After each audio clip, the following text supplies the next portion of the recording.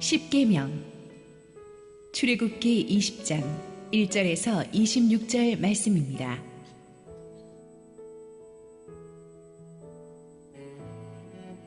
하나님이 이 모든 말씀으로 말씀하여 이르시되, 나는 너를 애굽 땅 종되었던 집에서 인도하여 낸 내 하나님 여호와니라.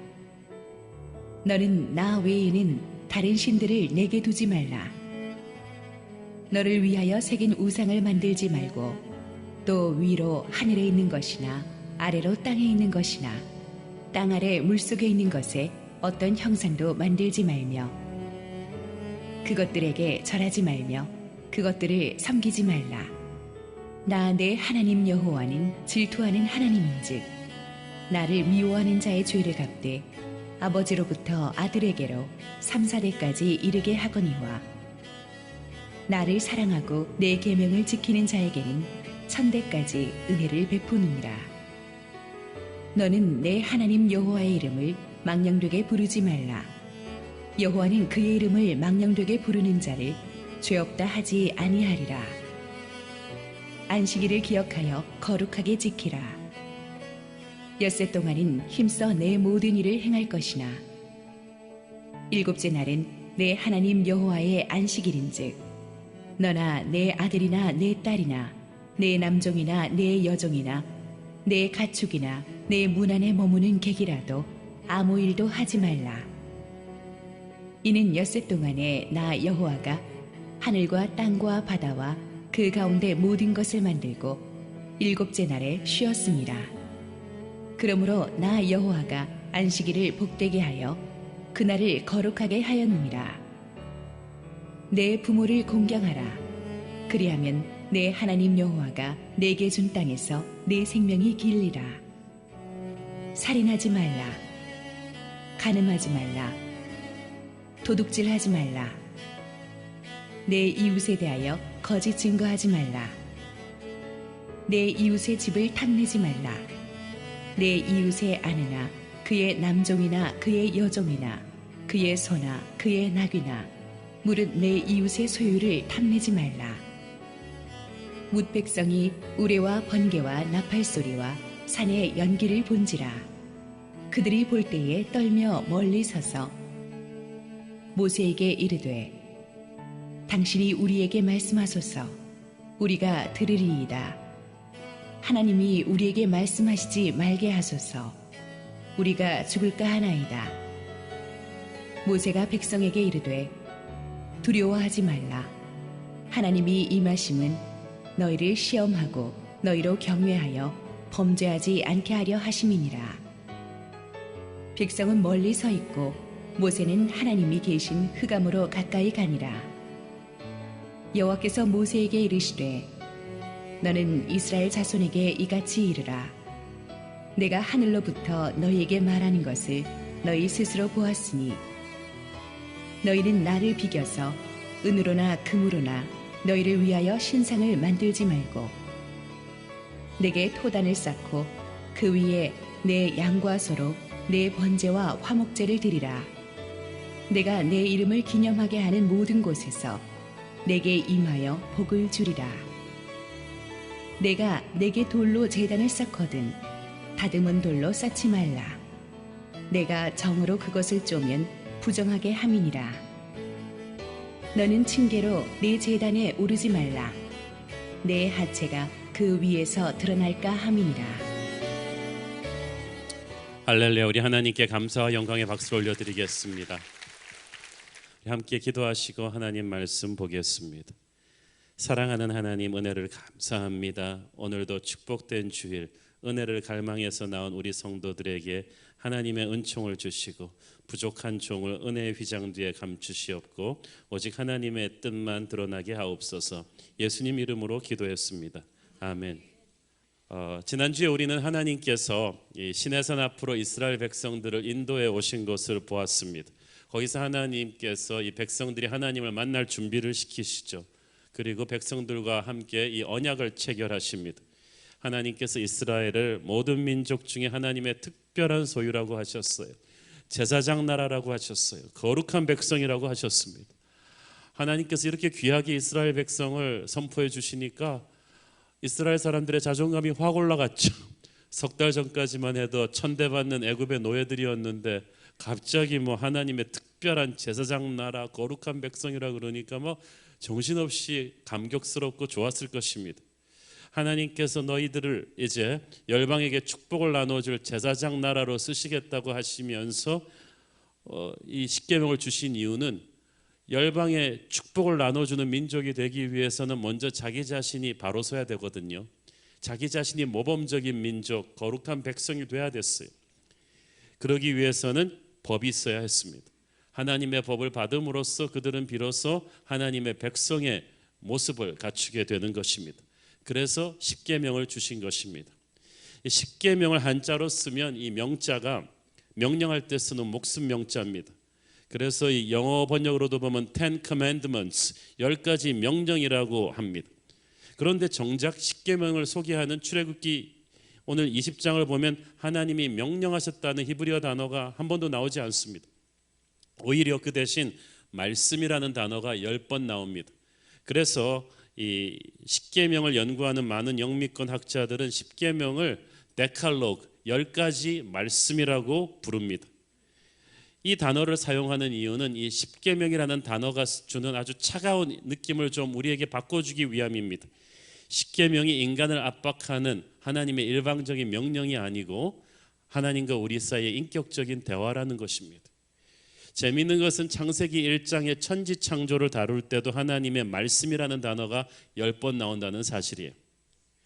그러니까 천지 창조의 10번의 하나님 말씀, 그리고 이스라엘과 세운 언약의 십계명 안에 10번의 하나님 말씀이 나옵니다. 하나님의 말씀은 천지가 없어지기 전에는 없어지지 않아요. 천지가 없어져도 그대로 가는 게 하나님의 말씀입니다. 태초에 하나님의 10가지 말씀이 천지를 창조하고 지금도 지탱하고 있듯이 하나님의 십계명의 말씀이 또 하나님 백성들의 삶을 지탱하고 있는 것입니다. 이 십계명이 세계에서 가장 오래된 법전은 아닙니다. 십계명이 모세에게 주어졌을 때가 BC 1446년인데 그로부터 한 300여 년 전에 이미 바벨론의 함무라비 법전이 있었고 그 함무라비 법전의 한 350년 전에 수메르어로 기록된 우르남무 법전이 또 있었습니다. 그러나 이 우르남이나 함무라비 법전 같은 세상 제국의 법에 없는 게 십계명에 있었어요. 이런 함무라비 법전 같은 세상 법전들은 대부분 시민법이나 사회적인 법규들에 국한되어 있는데 반해서 십계명은 인간과 하나님의 관계를 가장 먼저 다루고 있습니다. 출애굽기 31장에 보면 하나님께서 2개의 돌판에 십계명을 새겨주셨다고 했어요. 그래서 우리 생각에는 한쪽 돌판에는 1부터 5계명까지 또 한쪽 돌판에는 6부터 10계명까지 갔죠. 그런데 학자들은 그게 아니고 1부터 4계명까지가 한쪽 돌판에 5부터 6계명까지가 다른 쪽 돌판에 새겨질 것이라고 추정합니다. 한번 그림으로 보시겠습니다. 왜 그렇게 추정하느냐 하면은 이 내용들을 보면 그 내용이 1부터 4계명까지는 우리와 하나님과의 관계를 다루고 있고 5계명부터 6계명까지는 인간과 인간끼리의 관계를 다루고 있기 때문입니다. 자, 우리 한번 하나님과 우리의 관계를 다루는 4계명 먼저 읽어보겠습니다. 1. 나 외에 다른 신들을 내게 두지 말라. 2. 우상을 만들거나 섬기지 말라. 3. 하나님의 이름을 망령되게 부르지 말라. 4. 안식일을 거룩하게 지키라. 사람을 향한 계명. 5. 내 부모를 공경하라. 6. 살인하지 말라. 7. 간음하지 말라. 8. 도적질하지 말라. 9. 거짓 증거하지 말라. 10. 내 이웃의 집을 탐내지 말라. 자, 이렇게 십계명이거든요. 함무라비 법전이나 일반 법전에 1부터 4계명까지가 없어요. 하나님과 우리와의 관계를 다룬 게 없어요. 왜 이게 중요하냐면 십계명에서는 이것이 스타팅 포인트예요. 이것이 기본이에요. 이것을 기초로 해서 나머지 법들이 해석이 되는 것입니다. 십계명은 모든 인간에게 주신 법이 아니라 하나님께서 구속하신 하나님의 백성들에게 주신 맞춤법이 정확한 법이에요. 이 함무라비 법전을 비롯한 이 일반 법전들은 대부분 불특정 다수에 해당하는 3인칭 형태로 되어 있습니다. 뭐 소가 사람을 받아서 죽이면 그 소는 반드시 돌로 쳐 죽이라, 뭐 이런 형태죠. 그런데 십계명은 너는 이렇게 하지 말라, 너는 이렇게 해라는 2인칭 형태로 되어 있죠. 왜냐하면 십계명이 고대 근동의 그 사람들은 다 알고 있는 종주권 조약 형태로 쓰여진 글이기 때문입니다. 종주권 조약이 뭐냐 하면 고대 중동에서 황제가 밑에 제후국가 왕에게 이제 그 계약을 맺을 때 하는 조약이에요. 그때 반드시 서론에 황제가 이 제후국 왕에게 이렇게 씁니다. 나는 황제로 너의 조상 때부터 이런 은혜를 베풀었다. 그 다음에는 2인칭 명령으로 말합니다. 이제 너는 보은의 삶을 살아야 된다. 너는 나를 배반하지 말고 나와 운명 공동체가 되는 거다.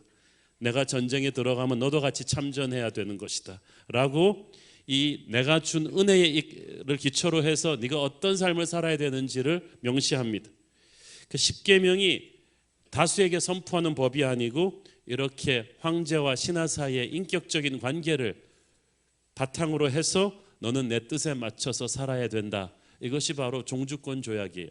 십계명이 바로 그 형태로 쓰여진 거예요.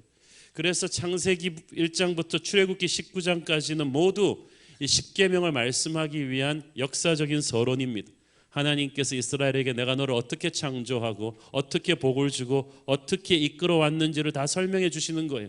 그러므로 너는 앞으로 이렇게 살아야 된다고 말씀하십니다. 자, 이 사실을 우리 염두에 두고 1절, 2절 읽어보시겠습니다.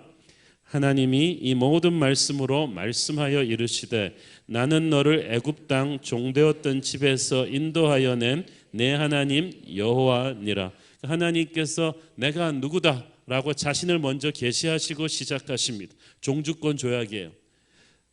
모든 사람을 위해 주는 법이 아니고 구속한 하나님의 백성들에게 주는 선물입니다. 자, 10계명이 처음 4계명이 우리와 하나님과의 관계, 그 다음 6계명이 우리와 인간들끼리의 관계를 다룬다고 했죠.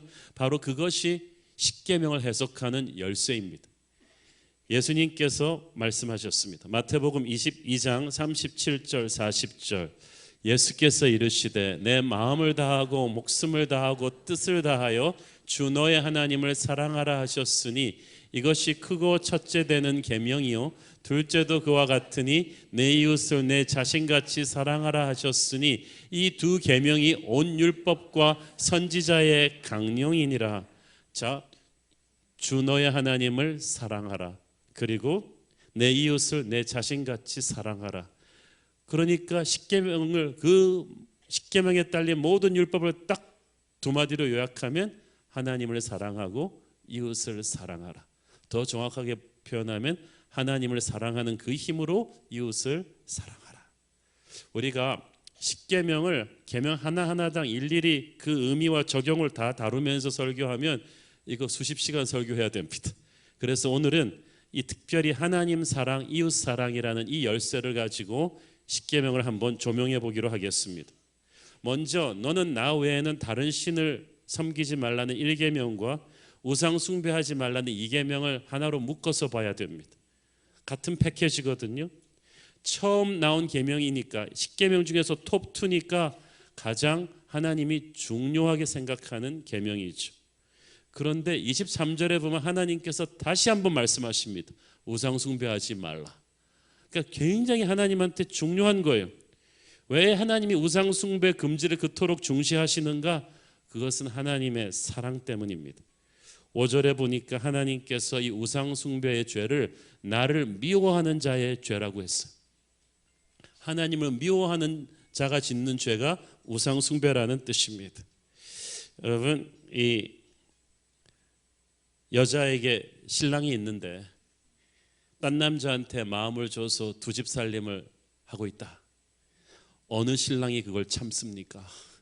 그걸 참으면 신랑은 신부를 전혀 사랑하지 않는 거예요. 하나님은 모든 것을 걸고 우리를 사랑하셨어요. 우리는 하나님의 신부라고 했어요. 그리스도의 신부라고 했는데 신부가 하나님 외에 다른 우상 숭배를 하는 순간 영적인 불륜을 범하는 거예요. 그것을 하나님이 가만 놔둔다면, 우상 숭배하는데도 하나님이 가만 놔두고 벌하지 않는다면 하나님은 우리를 사랑하지 않는 거예요. 하나님이 우상 숭배를 극렬하게 미워하시는 것은 하나님이 우리를 끔찍히 사랑하시기 때문입니다. 진짜 사랑은 집중력이거든요. 사랑은 나누어 줄 수가 없는 거거든요. 하나님을 사랑한다는 것은 하나님만 사랑하는 거예요. 이스라엘이 들어가게 될 가나안 땅에는 수많은 아주 매력적인 우상신들이 존재했습니다. 그래서 이스라엘 사람들이 하나님을 버리고 우상신들을 섬긴 게 아니라 하나님을 섬기면서 사이드로 우상신들을 하나씩 다 갖다가 얹은 것입니다. 사실 어찌 보면 하나님 안 믿는 것보다 더 위험한 것이 이렇게 하나님과 우상들을 섞어서 믿는 종교 혼합주의예요. 너는 나 외에는 다른 신들을 내게 두지 말라는 이 경고는 이스라엘 사람들의 종교 혼합주의, 하나님도 믿고 세상 신들도 함께 믿는 이 종교 혼합주의에 대한 경고입니다. 하나님께서는 그것을 가증스러운 행위로, 하나님을 미워하는 행위라고 보시는 거예요. 오늘날도 많은 성도들이 이런 하나님과 세상 신을 섞어서 믿어요. 그러면서도 자기는 하나님을 버리지 않았으니까 괜찮다고 생각합니다. 내가 무슨 죄가 있냐, 그냥 새벽기도 오다가 그래도 좀 불안해서 선앙당에 돌 던졌을 뿐이지, 그래도 조금 더 불안해서 그냥 절에 들려서 약간 좀 절 좀 했지, 내가 하나님 버린 거 아니다. 그리고 막간을 이용해서 내가 사주카페도 좀 갔다, 뭐 다 이런 거지, 뭐 그렇다고 하나님을 버린 게 아니다. 이것을 하나님은 가증스럽게 보시는 거예요. 오늘날 많은 교인들이 이 10계명을 안 어겼다고 하지만 벌써 1계명부터 깨고 있는 거예요. 순결해져야 합니다. 거룩을 회복해야 합니다. 우리가 세상과 은밀히 타협해온 것들을 나사렛 예수의 이름으로 드러내고 깨끗이 정리하지 않으면 우리에게 능력과 은혜가 임하지 않을 거예요. 이 하나님의 사랑이라는 코드로 세 번째 계명도 봅니다. 내 이름을 망령되이 일컫지 말라. 히브리 문화에서 이름은 단순히 그 사람을 부르는 호칭이 아닙니다. 그 사람의 인격과 생각과 그 사람의 존재 전체를 의미하는 것이었어요. 그래서 그 사람을 사랑하면 그 사람의 이름을 귀하게 대했습니다. 진정으로 사랑하면 그 이름을 존귀하게 대합니다. 하나님을 사랑한다면 그 이름을 막 팔지 말아야 돼요. 하나님의 이름을 파는 사람들은 하나님 모르는 사람들이 아니에요. 하나님을 적당히 아는 사람들이었어요. 사도행전 19장에 보니까 제사장 스게의 아들들이 하나님을 믿지도 않고 사랑하지도 않으면서 예수의 이름을 부르면서 귀신을 내쫓으려 하다가 귀신한테 얻어맞죠.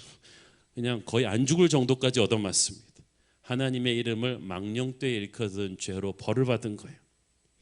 예수의 보혈로 교회는 다닌다 할지라도 자기가 교인이라고 하면서도 예수의 보혈을 체험하지 않은 사람, 예수님을 깊이 사랑하고 존중하지 않는 사람, 하나님 앞에서 해결하지 않은 죄 문제가 있는 사람, 교만한 사람들이 함부로 자기 자신의 이익을 위해서 하나님의 이름을 팔 때 그것이 하나님의 이름을 망령되이 일컫는 것입니다.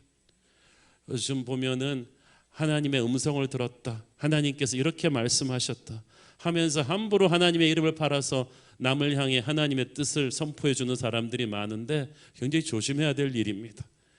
하나님의 이름은 그렇게 우리가 함부로 입에 올릴 이름이 아닌 거예요. 예수님의 피로 거듭나야 돼요. 겸손히 하나님을 예배하고 있어야 돼요. 그런 사람이라면 누구든지 주의 이름을 붙잡을 수 있습니다. 그런 사람이라면 주의 이름으로 하나님께서 마귀를 내쫓고 하나님의 영광을 드러내기를 기뻐하십니다. 인생의 힘든 골짜기를 지나고 있다면 여러분은 겸손한 마음으로 하나님의 이름을 부르십시오. 그 이름을 사랑하십시오. 그렇지만 그분의 이름을 더럽힐 말과 행동은 삼가야 됩니다.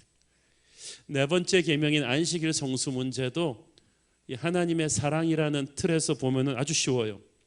진짜 사랑하면 사랑하는 사람과 데이트를 하죠. 평소에도 뭐 그 사람 생각하고 그리워하지만 그래도 연인들은 꼭 없는 시간이라도 내서 만나서 특별히 둘에게만 집중하는 데이트를 하죠. 안식일 성수의 핵심은 노동의 중단이 아니라 하나님과의 데이트예요. 완전히 집중하는 것입니다. 그래서 안식일 성수의 하이라이트는 주님의 영이 충만한 이 교회에 나와서 주님의 임재 앞으로 확 들어가는 충만한 예배를 드리는 거예요. 그렇게 여러분과 여러분의 자녀들이 같이 와서 예배에 몰입할 때 하나님은 그 특별한 데이트를 통해서 우리를 살리고 우리의 가정을 살려주시는 것입니다. 자, 하나님과 우리의 관계를 다룬 4가지 계명을 하나님 사랑이라는 코드로 풀었는데, 사실 인간과 인간의 관계를 다룬 나머지 6계명도 인간을 향한 하나님의 사랑의 코드로 이렇게 풀면은 새롭게 이해가 됩니다. 인간관계 계명의 첫 번째 계명은 부모 공경입니다. 모든 인간관계의 기초라는 이야기죠.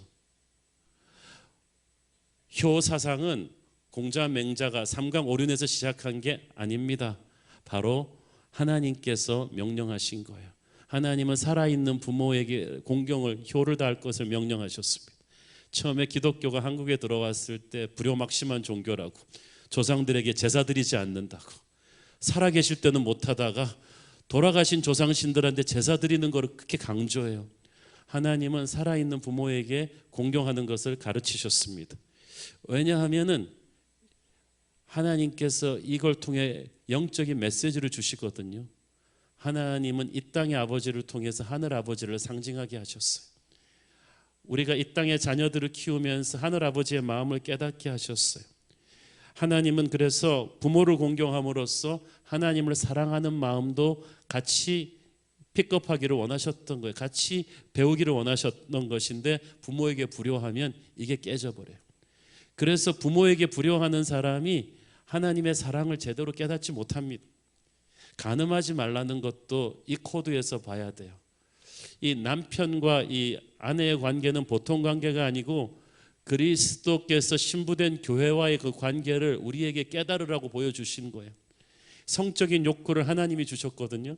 근데 이 욕구를 정상적인 부부 관계 안에서 분출될 때 이게 우리에게 축복이 되고 건강한 가정이 지켜지는데, 간음을 하면은 가정이 깨져버려요. 그러면 그때부터 고통이 옵니다. 가정을 통해 배워야 될 하나님의 사랑이 어긋나 버려요.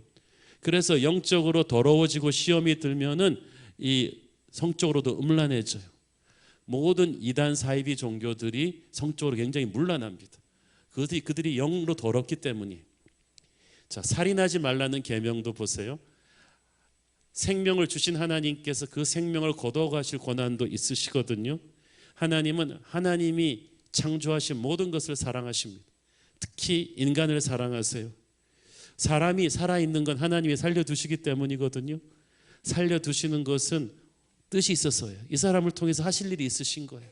그래서 이 사람에게 존재하게 하시고 이 사람에게 재능과 인격을 주신 까닭은 이 사람을 통해 이루고자 하는 하나님의 사랑의 뜻이 있는 건데, 그를 죽여버렸다. 그것은 여러분이 하나님의 사랑의 뜻을 죽여버린 거예요. 그것은 그 사람을 향한 하나님의 사랑을 짓밟는 거예요. 자살도 살인입니다. 자기 자신을 향한 하나님의 사랑을 짓밟는 거거든요. 10번째 계명, 내 이웃의 것을 탐내지 말라는 계명도 보면, 얼핏 보면 그냥 남의 것을 욕심내지 말라는 이 시기심에 대한 경고 같은데요, 깊이 묵상해 보면 시기심의 끝에는 나를 향한 하나님의 사랑을 의심하게 됩니다. 그렇잖아요. 내가 가지고 있지 않은 것을 남이 가졌단 말이에요. 나보다 외모가 뛰어나다든지 학벌이 뛰어나다든지 부모가 더 잘 산다든지, 그리고 마귀는 항상 남의 떡이 커 보이게 합니다. 그러면 그건 곧 하나님을 향한 불만으로 이어지죠. 하나님이 나를 정말로 사랑하신다면 어떻게 김 집사에게 나에게 안 준 걸 줄 수가 있지? 어떻게 저 사람한테 나한테 안 준 재산을, 능력 있는 부모를 줄 수가 있지? 이건 하나님이 나를 사랑하지 않는 거야. 여러분, 그렇지만 하나님이 김 집사에게 없는 뭔가를 여러분에게 또 주셨다는 사실을 알아야죠. 돌고래가 하늘을 보면서 나는 왜 날개가 없는 거야, 독수리처럼 이러고 있다면 그 돌고래는 독수리는 수용할 수 없다는 사실을 까먹고 있는 거예요. 남의 것과 자신의 것을 자꾸 비교하면서 스스로를 비참하게 만들지 말라는 거예요. 왜냐하면 여러분은 우주에 하나밖에 없거든요. 여러분 같은 사람은 전에도 없었고 후에도 없을 것이고 지금도 없는 여러분 같은 독특한 캐릭터는 세상에 딱 하나예요. 그렇기 때문에 스스로를 보배롭게 존귀하게 여기십시오. 만약에 여러분이 지금 남의 집 떡이 더 맛있어 보인다면 여러분에게 주신 떡을 깊이 음미하지 못한 까닭입니다. 내 이웃의 것을 탐내지 말라는 말이 그거예요. 너를 향한 하나님의 사랑을 의심하지 마라. 너를 향한 하나님의 사랑은 베스트다. 그것이 최고의 것이다. 만족을 배우라는 뜻이죠. 이렇게 하나님의 사랑이라는 코드로 십계명을 풀면은 전혀 새롭게 다가오지 않습니다. 여기에다가 하나만 덧붙이자면 십계명은 구원받은 한 사람 개인에게 주는 것이 아니고 공동체 전체에게 주는 거예요. 어떤 공동체가 잘 지탱하려면 질서가 있어야 돼요. 그 질서를 위해서 법이 필요한 거예요. 네 이웃의 아내를 탐내지 말라, 간음하지 말라는 것은 다른 사람의 가정을 지키라는 거예요. 다른 사람의 가정을 지켜주면 너의 가정도 지켜질 것이다. 남의 것을 탐내지 말라, 도적질하지 말라는 것도 마찬가지죠. 다른 사람의 재산을 보호해 줘라. 그러면 너의 재산도 지켜질 것이다. 그러니까 내가 어떻게 하는가에 따라서 이게 나비 효과처럼 파급을 일으켜서 공동체 전체를 살리거나 죽이게 됩니다. 그래서 교회도 국가도 십계명을 잘 지키면 건강하게 바로 설 수 있어요. 거꾸로 막 어지러워진 교회나 국가를 보면 다 이 십계명이 무너져 있어요. 우리나라 지금 보세요. 나라가 왜 이렇게 힘들어요? 보면은 십계명이 다 깨져 있어요. 우리나라 곳곳에. 부모에게 효도하지 않고요. 막 그 음란 문화가 너무 많이 들어와 있고요. 거짓말을 서로 밥 먹듯이 하고요. 이런 게 가득가득 들어가 있으니까 이 기본이 안 돼 있으니까 나라가 어지러운데 그 기본이 안 돼 있는 이유는 나라의 중심이 돼서 십계명을 잘 지켜야 될 교회가 흔들렸기 때문이에요. 이 십계명은 구원받은 하나님의 백성들에게 주신 법이라고 했죠. 왜냐하면 구원받은 백성들이 아니면 이걸 지킬 수가 없어요. 죄인인 인간은 깨게 돼 있어요. 예수의 보혈의 능력이 필요합니다. 성령의 도우심이 필요해요. 그것이 없이는 이 십계명을 지킬 수가 없어요. 예수의 보혈의 능력으로 성령의 도우심으로 우리가 하나님을 사랑할 때 계명을 쉽게 지킬 수가 있어요. 요한일서 5장 2절 3절 우리가 하나님을 사랑하고 그의 계명들을 지킬 때에 이로써 우리가 하나님의 자녀를 사랑하는 줄을 아느니라. 하나님을 사랑하는 것은 이것이니 우리가 그의 계명들을 지키는 것이라. 그의 계명들은 무거운 것이 아니로다. 하나님의 법은 우리를 괴롭히기 위해서 구속하기 위해서 주시는 것이 아닙니다. 우리가 법하면은 딱딱하다, 숨막힌다, 구속당한다는 느낌을 들죠. 인간의 법은 그럴지라도 하나님의 법은 그렇지 않아요. 이 계명은 우리를 실패와 파멸에서 지켜주고 우리를 살아남게 하고 승리할 수 있게 하는 축복의 비법입니다. 조종사가 조종법을 잘 익혀야지 자기도 살리고 승객도 살릴 거 아니겠어요? 운전사가 운전법을 잘 익혀야, 버스 운전사가 운전법을 잘 익혀야 자기도 살리고 승객도 살리는 것처럼 우리가 이 법을 잘 익히면 우리도 살고 우리 주위의 사람도 살릴 거예요. 그래서 이 계명들은 무거운 것이 아니로다. 너희 안에 있는 성령의 힘으로 하면 하나님을 사랑하게 될 것이고 하나님을 사랑하는 사람에게 이 법은 결코 무겁지가 않다. 너희들 수준 하나님이 다 아는데 무거운 법을 주시겠는가 하는 것이. 남편을 너무 사랑하면 남편 시키는 대로 하는 게 쉽고 즐겁죠. 사랑하면 쉬운 거예요. 이 십계명이 사실 사도신경 주기도문과 함께 기독교의 3대 핵심 기초 중에 하나거든요. 근데 사람들이 왜 십계명을 불편해하느냐? 이 십계명 안에를 볼 때 이 좀 딱딱한 윤리로 보기 때문이에요. 왜냐하면 십계명의 기본 어법이 하지 말라예요. 부정적이란 말이에요. 그래서 이건 너무 숨막히지 않냐고 생각하는데요. 사실 하지 말라는 게 하는 것보다 훨씬 더 쉬워요. 하라는 말에는 해야 할 게 되게 많은데 하지 말라는 건 그것만 안 하고 다 하면 되거든요.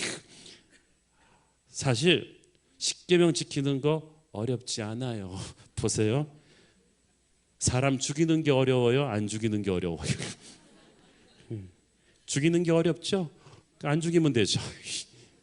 간음하는 게 어려워요? 안 하는 게 어려워요? 여러분, 간음하기 어려워요. 머리 굉장히 좋아야 돼요. 이중 성격이 있어야 되고요. 돈도 많이 들고 거짓말도 잘해야 되고요. 항상 불안한 마음 이겨야 되고요. 쉽지가 않아요. 특히 여러분 안에 성령이 계시는데 이거 간음하는 사람, 거짓말하는 사람 어려워요. 성령께서 가만두지를 않아요. 그래서 여러분 안에 성령이 살아 계신다면 십계명 지키는 게 안 지키는 것보다 훨씬 쉬워요. 이 십계명은 자유케 하는 진리입니다. 하지 말라는 말씀, 방금 말씀도 얘기했지만 그것만 안 하면 딴 거로 다 할 수 있는 더 큰 자유를 허용하기 위한 최소한의 권면이에요. 예를 들어서 아담과 이브에게 선악과를 따먹지 말라 그랬다. 그러면 우린 따먹지 말라 그런 것만 집중하잖아요. 왜 그런 부정적인 말을 하셨냐, 괜히 따먹고 싶도록 그것만 집중하는데 그 외에 다른 모든 과일들은 다 먹어도 된다는 사실을 잊고 있어요. 우리 동네에 용산역에 이마트가 있는데 무지 커요. 그냥 만장같이 넓어요. 그런데 만약에 그 이마트 주인이 여기 있는 거 수천 평에 있는 거 다 먹어도 된다. 그렇지만 요 한 평에 있는 거 요것만 먹지 마라. 그러면은 그 수천 평에 있는 걸 먹고 누리고 즐겁게 살아야 될 내가 그 한 평 먹지 말란 거 앞에 서가지고 이것도 먹지 말라고 이거 먹고 싶은데 이러면서 인생을 불행하게 살면서 주인을 원망하고 주인을 못됐다 그러고 이러면 되겠냐고요. 여러분이 하지 말라를 갖다가 다른 앵글에서 보면은 하나님이 주신 엄청난 자유를 안전하게 누리기 위한 하나님의 보호장치라는 거죠. 그래서 십계명은 윤리가 아니고 진리예요. 예수께서 진리가 너희를 자유케 할 것이다 라고 하셨습니다. 예를 들어서 제1계명 너는 나 외에 다른 신을 내게 두지 말라. 이 계명을 하나님 한 분만 섬겨야 되는 윤리로 받아들이면 딱딱한데 하나님을 진정한 신으로 섬기면 모든 우상으로부터 자유로워질 수 있다는 사실을 알아야 돼요. 남자가 결혼해서 한 여자의 남편이 되는 순간 그는 다른 35개 여자로부터 자유하는 거예요.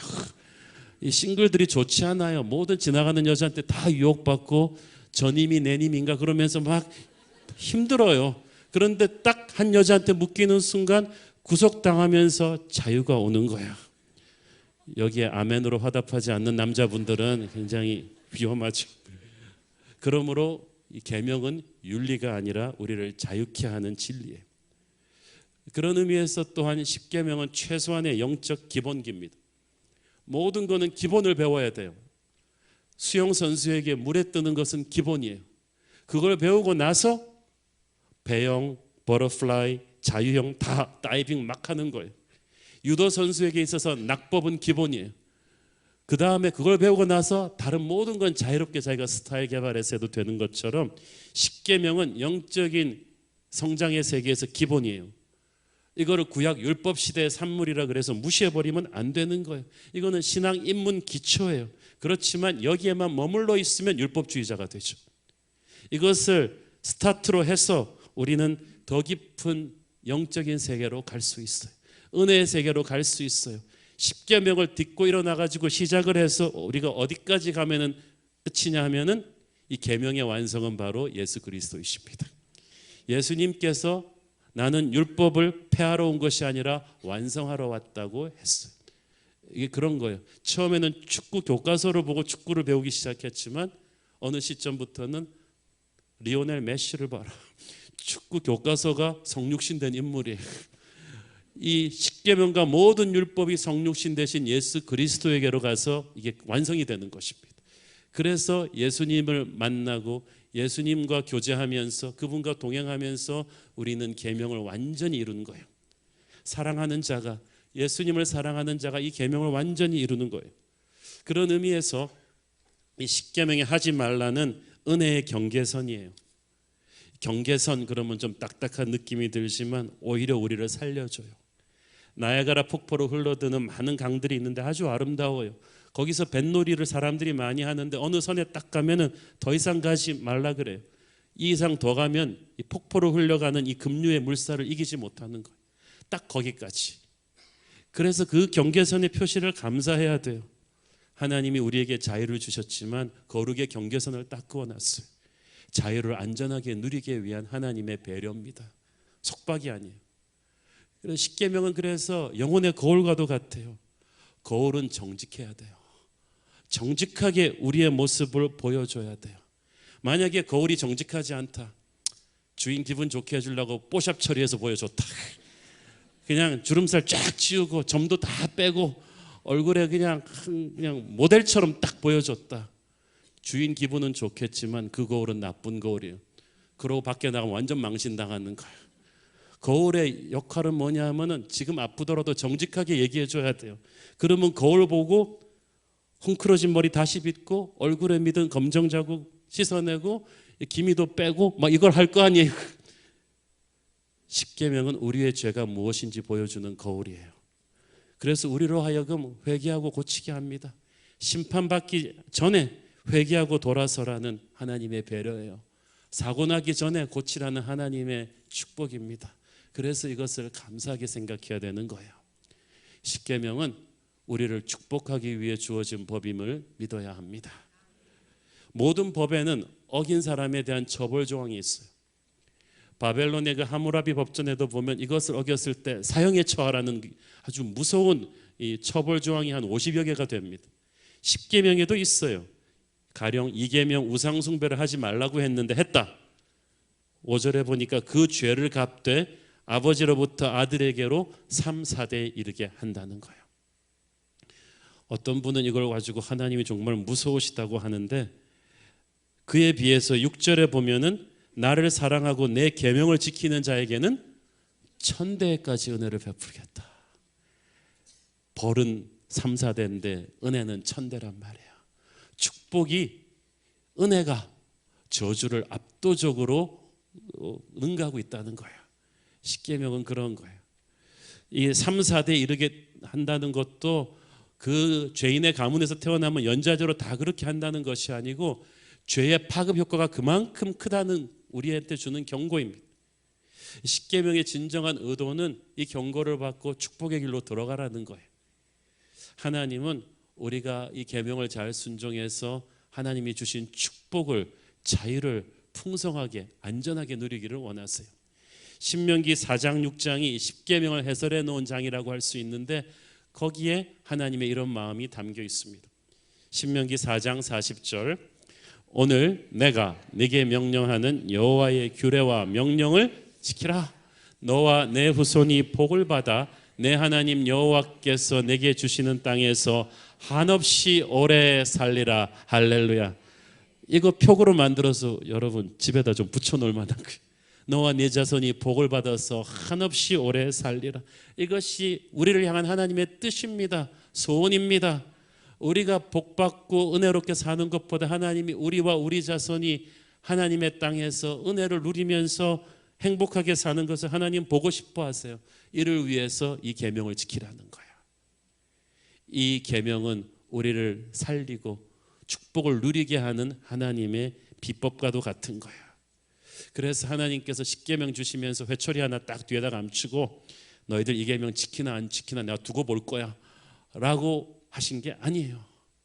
하나님이 이 계명을 주실 때는 내가 너를 창조했고 나의 아들의 보혈로 너를 구원했다.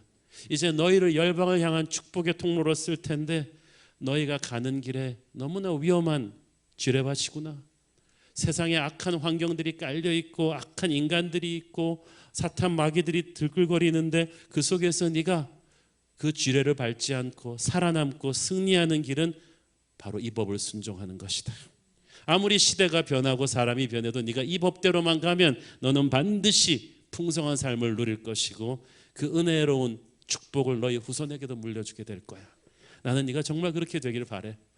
이것이 십계명을 우리에게 주신 아버지 하나님의 마음입니다. 그 마음을 우리가 알아들여야 합니다. 십계명의 정신을 회복해야만 합니다. 이 십계명을 제대로 지킬 때 성도가 성도다워집니다. 성도가 성도다워질 때 하나님의 역사가 우리 삶에서 나타나는 것이고 교회가 그렇게 하나님의 역사를 경험하면 혼돈에 빠진 이 민족의 역사도 제자리를 찾을 줄로 믿습니다. 기도하겠습니다. 사랑의 아버지 은혜를 감사합니다. 딱딱하고 무섭고 우리를 속박하는 것으로만 여겼던 이 십계명 안에 하나님의 그런 지고한 사랑이 그 놀라운 뜻이 배어 있는 줄 몰랐습니다. 하나님 이제 알았으니 이 계명을 성령의 능력으로 순종하며 복받기 원합니다. 예수님 이름으로 기도했습니다. 아멘.